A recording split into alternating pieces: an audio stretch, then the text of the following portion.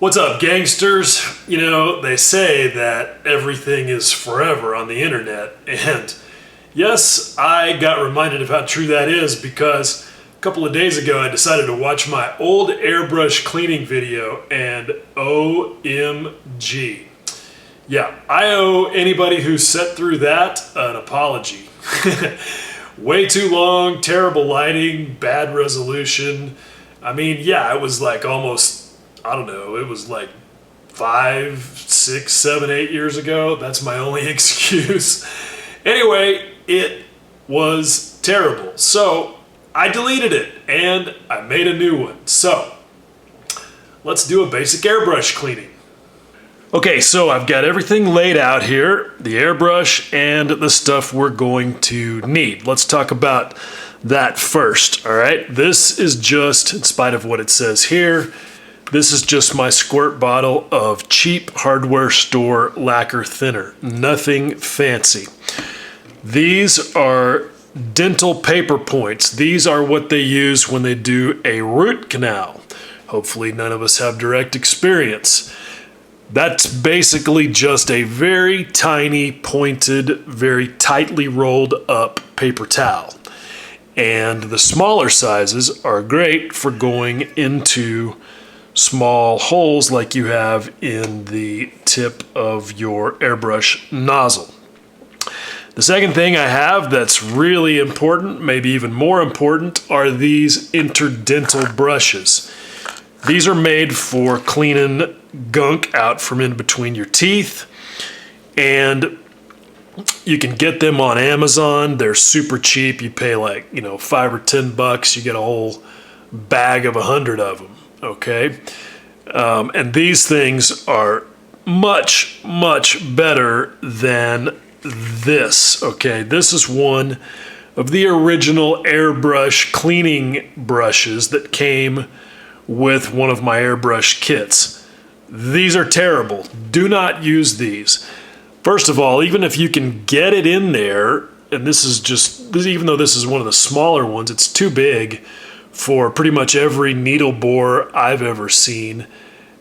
This super stiff steel winding is not what you want to be jamming inside the brass bore of your airbrush. So don't use these. All right, now back to the actual brushes. I use them like this, but I also have taken and unscrewed one of the brushes from a handle, and I think it actually ends up being a left-hand thread, and super glued it into a piece of brass tubing that's small enough to go into the needle bore of my airbrush so that I get more reach and I can get all the way back through the packing seals with that. And just to make it a little bit easier to grab onto, I've got it in this inexpensive pin vise. All right, now, when it comes to taking the nozzle out, if you've got an Iwata, you're gonna get one of these little wrenches, and these are clumsy at best, but sometimes you kind of need it, at least for disassembly. You can use it for putting the nozzle back in, but I just don't like it. It's way too easy to over-tighten a delicate nozzle. The much better tool for that is this little gizmo right here that Iwata sells, and it's got a notch in it to fit over the nozzle and basically lets you finger tighten it, which is really all that it needs because it's got an O-ring on it to seal it. So I would say this is probably the next most important purchase after the airbrush itself. Now, one more thing that I highly recommend are these soft jaw pliers. You're gonna need something occasionally for unscrewing something like the air cap, which doesn't have any wrench flats on it. And you don't want to be grabbing onto it with a pair of normal pliers that are going to just tear it up. These soft jaw pliers, you can get these as part of like a complete Iwata toolkit, but it's like $80. These I bought just independently on Amazon. These are some cheap Chinese ones, which are fine for as rarely as they'll get used. And they were like $13, and they work just fine. All right, now let's talk about the airbrush itself, because some of you are looking at that and going, wait a minute, that doesn't look anything like the airbrush I have. So I had a spinal cord injury about 15 years ago, and I can't really use the regular double action style airbrush. My finger just does not want to do the whole push and pull back thing. So I use these trigger style airbrushes. All of my airbrushes are this type. And really there's not much difference other than the way that the air valve is actuated and the needle retracts. Instead of having the trigger on top, you've got this trigger that pushes the needle back. It basically operates the same way. So inside, and especially from the packing seals forward, it's going to be the same as any other Iwata airbrush as far as I know.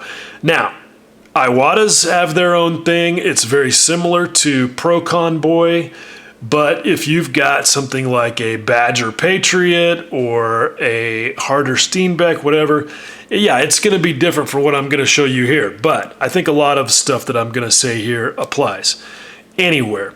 Now, the next thing you'll notice is that not only do I not have the back end on the airbrush, but my needle is bent. Now, why is that? Well, okay, because, yeah, so stuck needles are a thing. I've even had needles get stuck in an airbrush that was just completely taken apart and cleaned and put back together. And what happens, especially for me, because my fingers are super weak, I can't tighten the needle chuck enough to make sure that if the needle is a little sticky, when I pull the trigger back, that it stays, that the needle chuck stays put on the needle. It ends up sliding independently of the needle, and then I have to loosen it and go get some pliers and pull the needle all the way out, and it's just a big hassle. So I have a master's degree in mechanical engineering and a PhD in motorcycle engine mechanics. But I also, before all that, I got a degree in farm boy. And so that is what that's what you do on a farm, right? Just make it easy and effective. Now, speaking of those things, I don't like the appeal to authority, but I just want to say that I can tell you from all of that experience and whatever knowledge I've gained that unlike what some people will say, taking your airbrush apart, putting it back together is not going to wear it out. This part of it, the body of it, is made from what's called free machining brass, which is a relatively hard brass alloy. And it's just not that delicate. Going back to my motorcycle, my dirt biking experience, dirt bike carburetors, small engine carburetors have brass air screws, brass fuel jets screwed into aluminum carburetor bodies. It's a normal thing. And yeah, you don't want to do it like all the time, but that's not because it's gonna wear it out. Like, you're not gonna wear out the screw threads by taking your nozzle out a dozen times a year. The real thing with stripping it is that it's almost a waste of time in most cases, all right? Let me explain that. So when it comes to cleaning an airbrush, there's kind of a spectrum. Like the way that I clean this thing, and I am a 99% lacquer user. Nothing cleans out of an airbrush easier than lacquers. What I do when I'm done shooting one color or done spraying for the day is I squirt some lacquer thinner in here, I back flush and spray all of that out. Then I squirt some more lacquer thinner in, I get a cheap soft paintbrush that I keep by my spray booth, and I swirl it around in there to get it all scrubbed out and clean. I clean out the nozzle area, and then I spray all that out. Then I put a little bit in there, and really the less you put in, the better, because you want violent bubbling action. I back flush And if it's not clear, I spray it out and I do it again. And it rarely takes me more than once or twice to get clear lacquer thinner in there when I do that final back flush. That's my daily cleaning routine whenever I'm spraying. I don't do anything more than that until the thing starts to spray funny. If I start to see the pattern coming out of the nozzle being a little wonky, then I know it's probably time. And I do sort of what I would call stage 1 field strip, which is what I'm going to show you here. All right, that basically is going to be just taking the air cap off, taking the needle out, taking the air cap off. Yes, I'm getting help from one of my cats. Hi, Ninja. Do you want to help? I'm sorry. Okay, I'll try to remember to tell him that. Okay, thank you for the advice. All right, anyway. So I'll take the air cap off, I'll take the nozzle out, and I'll clean the nozzle, the needle, and the needle bore and put it back together, and it'll be good. The next stage of field stripping would be to take all of this stuff on the back end of it apart, take the handle off, take the air valve out, take all of this trigger mechanism apart and clean all of that stuff. The only time I do that is when it's really filthy, like if I know I've spilled some paint back there and I want to just make sure that that's all clean and shiny. The next and final level of disassembly and cleaning would be when you do all of the aforementioned stuff and take out the packing seals, okay? If you're not aware, right inside here, your needle passes through a set of Teflon gland seals. And what that means is that it's basically a tube that the needle passes through, and the fit is tight enough that it wipes the paint or anything else off of it as it passes through, as opposed to a lip seal. It's just an engineering thing. Anyway, it's basically a Teflon donut. And there's a thing back here called the packing screw. When you tighten it down, it squeezes those and makes them squeeze the needle tighter and get a better seal. I've been using this airbrush for 10 years. I've not only never had the packing seals out of it, I've never even touched the packing seal adjustment screw. That is definitely something that's just generally not necessary. So I hope what you can see from what I'm saying is that, look, I don't personally feel like there's any need to completely disassemble your airbrush and clean it after every color change. I just don't. If you use acrylics, your airbrush is probably going to be filthier because they are filthy. They skin up inside there. Even when you're back flushing, you're probably not going to get all of it out, and eventually you're going to have to do a field strip and clean, or a basic field strip like I'm going to show you here. But total disassembly and surgically cleaning after every color change, no. It's not going to wear your airbrush out to do it. It's just not necessary, all right? It's just basically a waste of time. Now, I also said something that some people may find controversial, which is back flushing. There are people who will say, don't ever back flush because it pushes paint back past the packing seals. All right, look, that's just nonsense and completely ignores the laws of physics.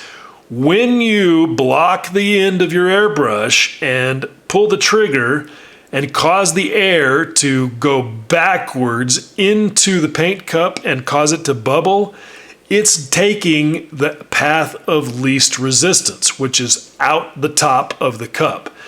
It is in no way going to be forced back past the seals because they are, wait for it, sealing. And so you're not going to be pushing paint back there. If your packing seals are loose or worn out, you're going to know it because you're going to be getting paint back there and you're going to have other problems. So all that stuff being said, let's clean this airbrush. Let's take the needle out first and see. I can't even remember the last time I actually did this. I mean, it was sometime last year. All right, this is perfect because as you can see, even with the cleaning routine that I told you about, I've got a skin of lacquer paint on that needle. And honestly, this thing hasn't been spraying badly, but it's time. Now, when I line the airbrush up with the needle, you can see what I'm saying. You can see where that paint stops. So I might be getting a tiny bit past the packing seals, but nothing to worry about. All right, now to just see for sure exactly how much paint is on that needle,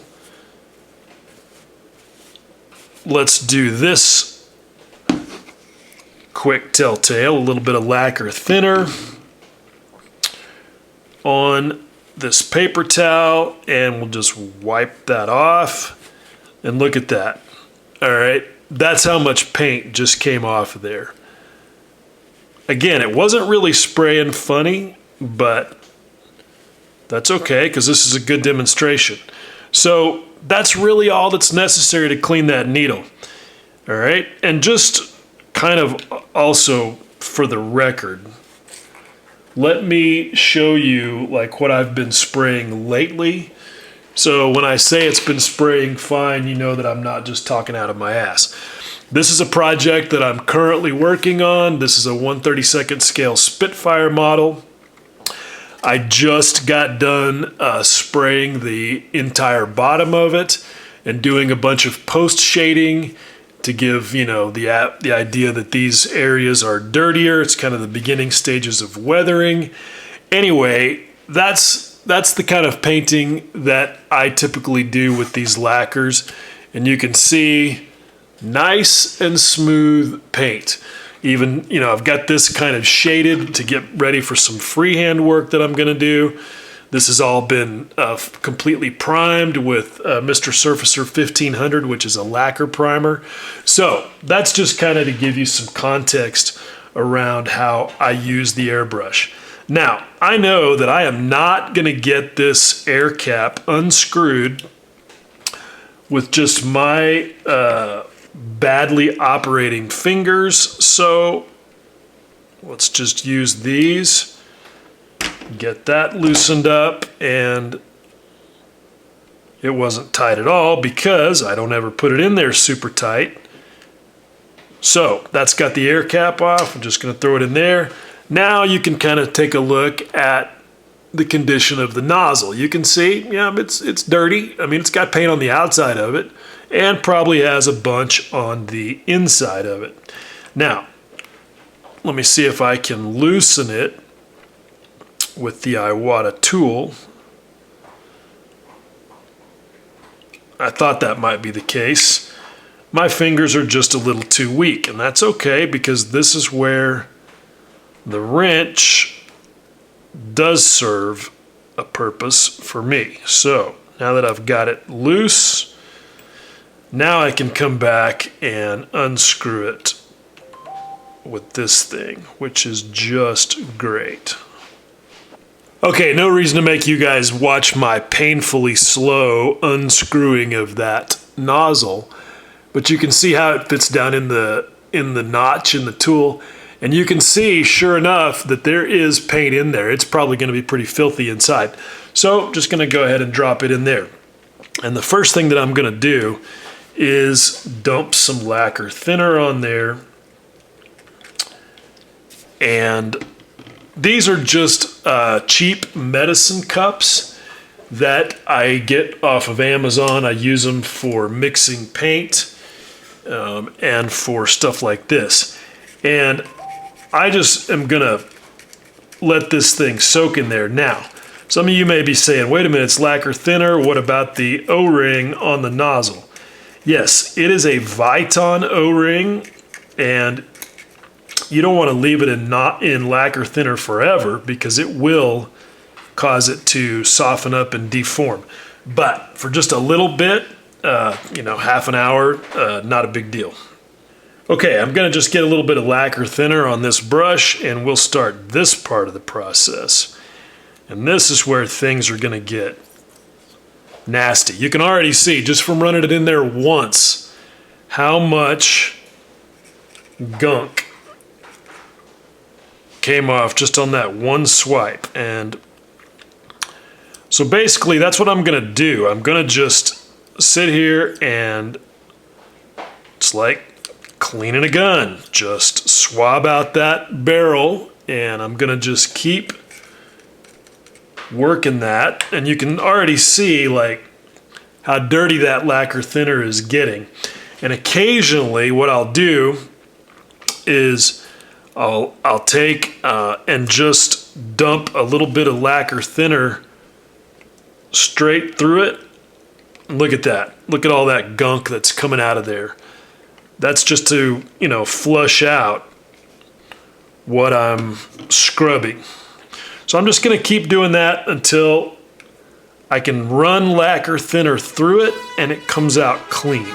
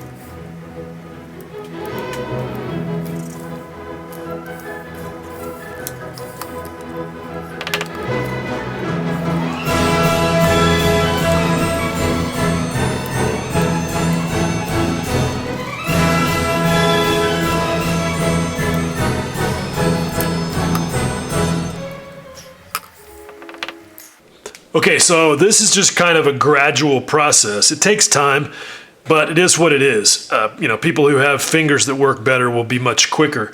One thing I would do if I was in an environment where I could just walk out into a shop and not like right here in my air-conditioned studio, is I would use a can of brake cleaner, which is basically toluene, and just stick the straw in there in the cup and just blast some of that stuff through there, and that would wash it out in a hurry. But don't like to use that stuff in the house. All right, now that that's all clean, I'm going to turn my attention to the nozzle and the air cap, which have been soaking now for like 5 minutes.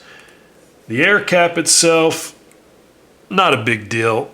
It's just really surface contamination that I want to get off of that. Basically paint that's collected in the outside here. All right, and now hopefully I can find the nozzle in there. Just look at all that crud that came out of my supposedly flushed clean after every use airbrush. This is why I say most of the time when people are complaining that their airbrush isn't working right and they're getting bubbling, that it's, you know, and they'll say, but I cleaned it. Yeah, sorry, chances are you just didn't get it clean. That's just the unfortunate reality most of the time. And the nozzle is the #1 culprit. So now that we've let it soak for a few minutes, let's see what we can do to get the inside of it clean, because if the needle bore had that much gunk in it, what do you think the nozzle has inside of it? The needle, the tapered tip of the needle, does not take up all of the space in there. Paint has to be able to flow around the tip of the needle. So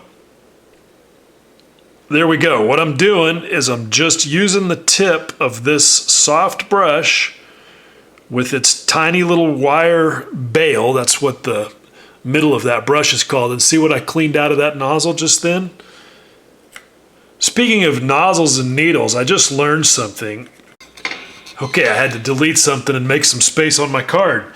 Anyway, as I was starting to say, one thing that I just learned recently that Dave Goldfarb told me, and if you don't know Dave, he's the guy behind Dave G's Airbrush Exploration page on Facebook, and he's a guru. He's the kind of guy who goes out into his little machine shop and fabricates parts for airbrushes. And he explained something to me that I'd always been wondering, which is what does airbrush needle size really mean? You know, you got 0.3 like this one, 0.35, 0.2, 0.18, 0.5, whatever it is. What does that really mean? Because it's obviously not the size of the needle itself, because it's tapered. And he said that it is a measurement of the area between the needle tip and the inside of the nozzle at full open. And that makes pretty good sense, because that would be universal no matter what airbrush brand it was, no matter what shape the needle was, whatever. Like that's a common measurement, and I thought that was pretty cool. So anyway, I'm gonna just do that a few times and get that nozzle cleaned out, and then I'll do the last step. Okay, so I'm not getting any new gunk off the on the brush, so I think the inside of the nozzle is probably pretty good. So last thing, and while I'm getting it out here, some of you guys are probably like, dude, how come you're not wearing gloves? You're using lacquer thinner. Yes, you're not wrong. I should be. But I can't put them on. My hands are too screwed up, and so it's a sacrifice that I have to make, that I just get a little bit of lacquer thinner on my fingers and accept the consequences, which probably honestly are none. All right, now you can see what I did there. I dipped the paper point in the lacquer thinner, got it wet, and this number 15 one will just barely slide through that nozzle tip, super easy. If there's any resistance, you don't force it, because that is super thin and delicate, and you don't want to do anything that could deform it. Like when I grab it with my tweezers, I try to be just, very gentle and don't bugger anything up. Look, the truth is that, when I know that a lot of guys who work on airbrushes for people say that the number one problem they see when they get them in is that they're buggered up. And that's not because of the frequency of taking it apart. It's because of dudes just being bad mechanics. I mean, look, yes, that's right, Ninja. There are guys who should never operate hand tools. I'm just saying. And, there's an old saying, that some dudes could fuck up an anvil with a rubber mallet. And that's the real problem, is just people being ham-fisted. So, just pay attention, be gentle, don't ever force anything, and you'll be fine. All right, so that nozzle is now clean, and I am ready to put all of this back together. And so it's just reversing the process and screwing everything back in gently and basically finger tight, and I'll be back in business. So there it is, all back together and ready to get back to work. Moving smoothly, should be all good. Now you might ask, did I put any lube on the needle or anywhere? And the answer is definitely not. The one exception is sometimes I'll put a little Vaseline on the threads for the air cap, just to make sure that it doesn't get sticky. It's almost like using a little bit of anti-seize grease when you put an engine back together. But as far as needle lube goes, I just think it's a terrible idea. For one, it's going to get washed off immediately as soon as I put especially lacquer inside here, and not going to do any good.